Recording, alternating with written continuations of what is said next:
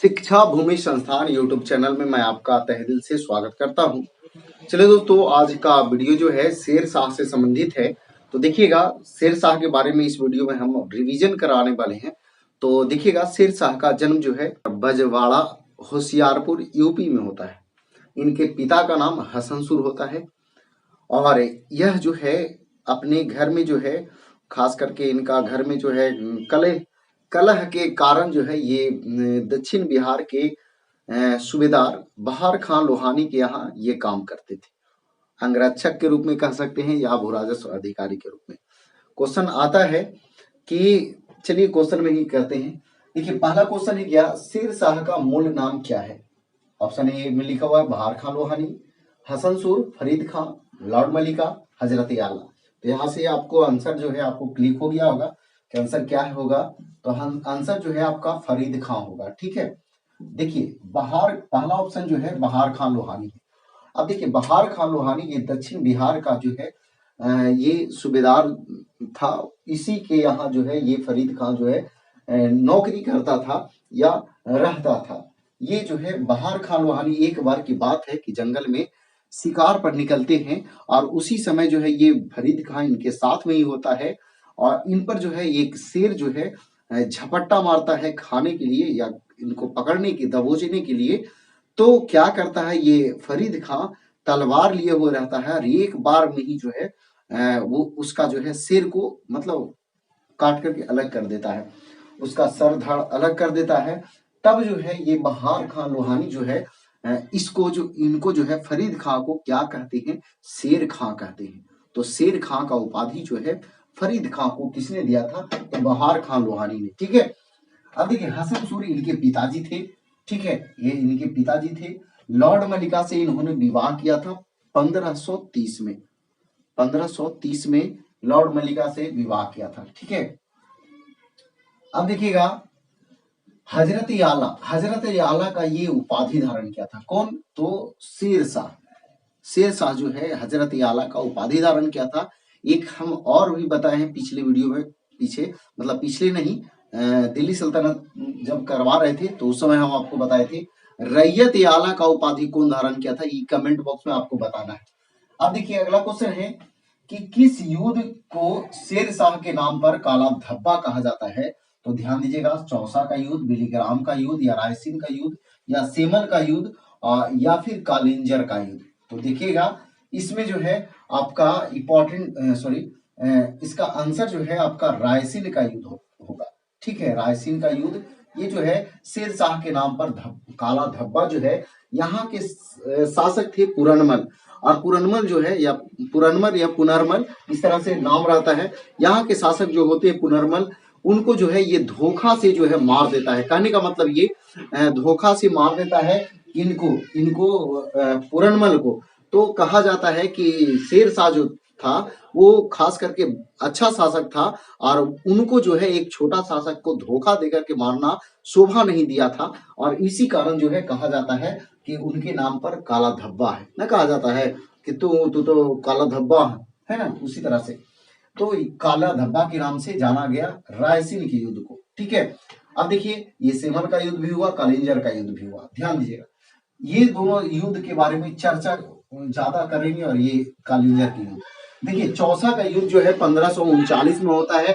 अब देखिए इसमें शेर शाह जो है हुमायूं को पराजित कर देता है और हुमायूं जो है आपका कर्मनाशा नदी तैर कर पार करके और वो जो है भिस्ती नामक मल्लाह के सहयोग से वो भाग जाता है। तो भिस्ती नामक मल्लाह जब उसको सहायता करता है तो भिस्ती को एक दिन के लिए राजा बना देता है हुमायूं और वही जो है भिस्ती एक दिन में जो है चमड़ा का सिक्का जारी कर देता है। ठीक है, अब देखिए तो इस चौसा युद्ध के बाद जो है ये शेर शाह कह सकते हैं, फरीद खां कह सकते हैं कि या शेर खां कह सकते हैं, शेर शाह का उपाधि धारण किया था। तो ये क्वेश्चन पूछ सकता है कि शेर शाह का उपाधि जो है किस युद्ध के बाद धारण किया था? तो चौसा युद्ध के बाद। ठीक है, अब देखिए ये 1539 में होता। 1540 में बिलीग्राम या कन्नौज का युद्ध हुआ था।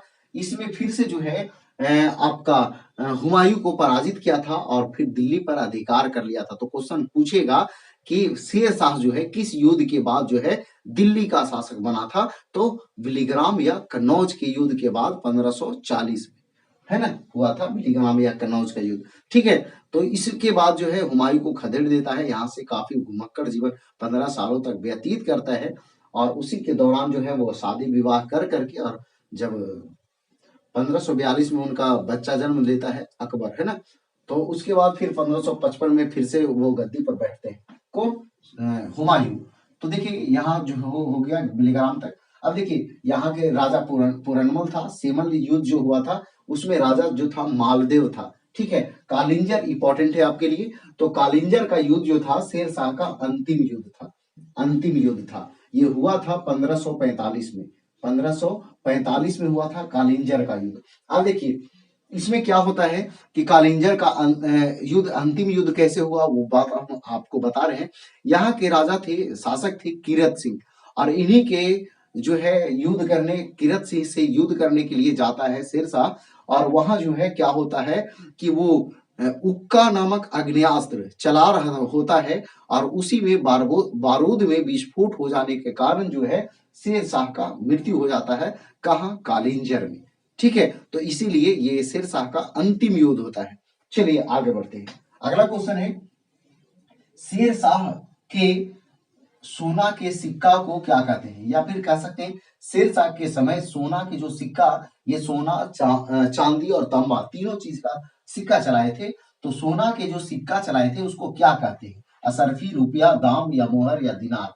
तो इसका आंसर हो जाएगा क्या, तो आंसर हो जाएगा असरफी। ठीक है, असरफी जो है ये आंसर हो जाएगा, यानी कि शेरशाह के समय सोना के जो सिक्का होता था उसको असरफी कहते थे, जबकि चांदी का जो सिक्का होता था, चांदी का, उसको रुपया कहते थे, और तांबा के जो सिक्का होता था उसको दाम कहते थे।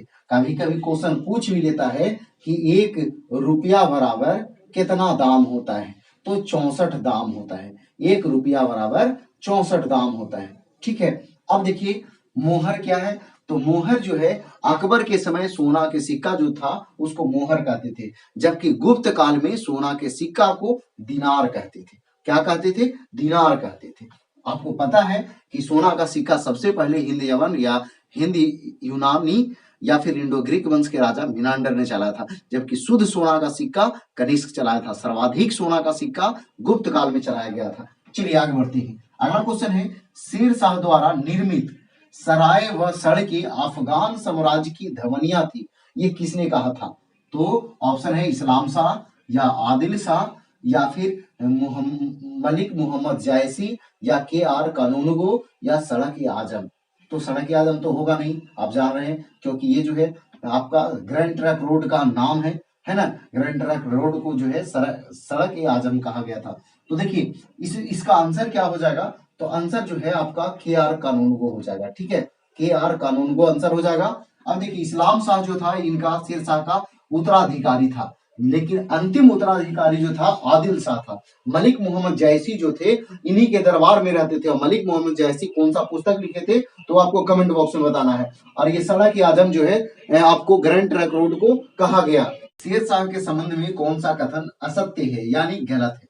अब देखिए वह जो है अपना जीवन का प्रारंभ भू राजस्व अधिकारी के रूप में किया, या फिर कबूलियत और पट्टा प्रथा का प्रचलन किया, इनका मकबरा दिल्ली में है, या फिर भारत में रुपया का प्रचलन शेरशाह सूरी ने किया, या ग्रैंड ट्रंक रोड का निर्माण शेरशाह सूरी ने किया। तो इसका आंसर क्या होगा, तो आंसर जो है आपका हो जाएगा कि मकबरा जो है ये आपका दिल्ली में नहीं है। शेरशाह का मकबरा आपको पता है कहाँ है, तो सासाराम में है। कहाँ है, सासाराम, सासाराम में है। ठीक है, अब देखिए जीवन का प्रारंभ भू राजस्व अधिकारी के रूप में किया, सही बात है। इन्होंने कबूलियत और पट्टा प्रथा का प्रचलन किया, सही बात है। इन्होंने भूमि को मापने के लिए गजे सिकंदरी का प्रयोग किया, तनब और जरीब का प्रयोग किया था, कौन, तो ये शेरशाह सूरी। आगे देखिए भारत में रुपये का प्रचलन जो है सर्वप्रथम जो है शेरशाह सूरी ने किया, और क्या इन्होंने पाटलिपुत्र का नाम बदल करके और पटना किया, कौन, तो शेरशाह सूरी ने। इसके बाद ग्रैंड ट्रंक रोड का निर्माण किसने करवाया था, तो शेर शाह सूरी ने करवाया था। और इसी ग्रैंड ट्रंक रोड जो है ये कोलकाता से पेशावर तक था। इसी को कहते हैं क्या, तो सड़क ए आजम। क्या कहते हैं, सड़क ए आजम कहते हैं। चलिए एक बार फिर से रिवीजन कर लेते हैं, ध्यान दीजिएगा। शेर शाह का मूल नाम क्या, फरीद खान। बहार खान लोहानी यहाँ ड्यूटी करते थे, नौकरी करते थे। हसन सूरी इनके पिता थे। लॉर्ड मलिका से विवाह किया था। हजरत आला का उपाधि धारण किया था। किस युद्ध को शेर शाह के नाम पर काला धब्बा माना जाता है, तो रायसीन का युद्ध। चौसा का युद्ध 1540, बिलीग्राम का युद्ध 1539, चौसा का युद्ध, बिलीग्राम का युद्ध 1540 और रायसीन का युद्ध 1543 लिख देते हैं, हो सकता है पूछ दे। और सीमल का युद्ध 1544, ठीक है। फिर कालिंजर का युद्ध 1545 में होता है ना।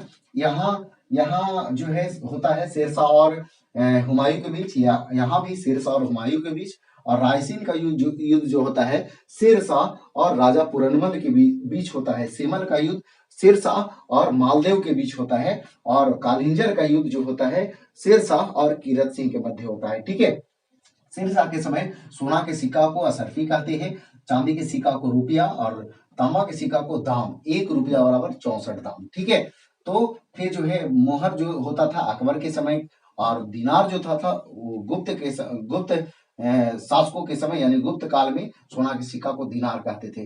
कालिंजर का युद्ध जो है ये 45 में हुआ था, लेकिन अंतिम युद्ध था शेरशाह का। पूछता है वो आगे, शेरशाह द्वारा निर्मित सराय व सड़कें अफगान साम्राज्य की धमनियां थी, किसने कहा था, तो कियार कानूनगो ने कहा था। ये इस्लाम शाह ये उत्तराधिकारी था शेरशाह का। अंतिम उत्तराधिकारी जो था आदिल शाह था। मलिक मोहम्मद जयसी इन्हीं के दरबार में रहते। कौन पुस्तक लिखे हैं, कमेंट बॉक्स में बताना है। सड़क ए आजम से ग्रैंड ट्रंक रोड को कहा गया, ठीक है। कि शेरशाह के संबंध में कौन असत्य है, तो असत्य क्या है, मकबरा इनका दिल्ली में नहीं सासाराम में है। ये अपना जीवन का प्रारंभ भू राजस्व अधिकारी के रूप में किया था। तो क्वेश्चन पूछता है कि कौन वह शासक था जिन्होंने अपना जीवन का प्रारंभ भू राजस्व अधिकारी के रूप में किया था, तो वो कौन किया था, तो शेर शाह सूरी। इनको शेर खां का उपाधि कौन दिया था, तो बहार खान लोहानी दिया था, ठीक है। कबूलियत और पट्टा प्रथा का प्रचलन किया था। भूमि को मापने के लिए गजे सिकंदरी तनव जरीब का प्रयोग किया था, तनव और जरीब का प्रयोग किया था। और पाटलिपुत्र का नाम पटना किया था, ठीक है। फिर भारत में सर्वप्रथम रुपया नामक सिक्का, रुपया जो है चलाया था कौन, तो आपका शेर शाह सूरी चलाया था, ठीक है। ग्रैंड ट्रंक रोड का निर्माण कौन करवाया था, तो शेर शाह सूरी। देखिए दोस्तों ये छोटा टॉपिक नहीं था, बड़ा ही टॉपिक था, लेकिन हमारा प्रयास रहा कि जल्दी यानी काफी तेज में रिवीजन कराया जाए, ताकि आपको कम से कम समय में आपका रिवीजन अच्छा हो सके, ठीक है। देखिए दोस्तों हम जो मेहनत करते हैं वो आप लोग सपोर्ट करिएगा, तभी हमारा मेहनत सफल होगा, प्लस में आपको फायदा होगा। रिवीजन जो है इतना बढ़िया से नहीं होने वाला है, नहीं कहीं आपको पूरे यूट्यूब पे नहीं इतना बढ़िया से रिवीजन होगा कि 5 क्वेश्चन में पूरा टॉपिक का निचोड़ हम दे देते हैं आपको। और हमारा प्रयास रहता है कि आपको ज्यादा से ज्यादा फायदा हो। बहुत सारे भाइयों को उनको लगता है ना कि इसको से कोई फायदे नहीं है, और फायदा कब उनको बुझाता है कि लगता है कि सच में वो वाला क्वेश्चन हम पढ़ लेते, वो वीडियो देख लेते तो वो क्वेश्चन धरा जाता है। ऐसा होता है कब, जब क्वेश्चन गलत आप मार करके एग्जाम में आते हैं तब। तो चलिए दोस्तों, अगर वीडियो पसंद आया तो वीडियो को लाइक कीजिए, दोस्तों का शेयर कीजिए, कमेंट बॉक्स में आप अपना क्वेश्चन जो बोले हैं उसका जवाब दीजिए। तो आज फिर इतना ही। जय हिंद, जय भारत, वंदे मातरम।